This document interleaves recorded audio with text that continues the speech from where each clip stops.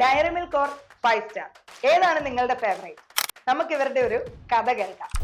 വർഷങ്ങൾക്ക് മുൻപ് മുംബൈയിൽ വാലന്റൈൻസ് ഡേ അടുപ്പിച്ച് ഡയറി മിൽക്ക് ഒരു ബോർഡ് വെച്ചു. How far will you go for love? തൊട്ടടുത്ത് 5 സ്റ്റാറിന്റെ മറ്റൊരു hoarding, eat 5 star, do nothing.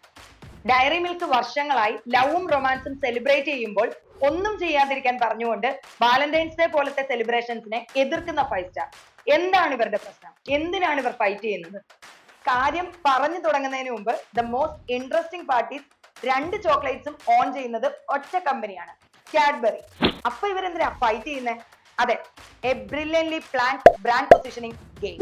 Valentine's Day ടൈമിലെ 2 ടൈപ്പ് ഓഡിയൻസിനെയും അടക്കി വാടാനുള്ള കാഡ്ബറിയുടെ മാർക്കറ്റിംഗ് സ്ട്രാറ്റജി.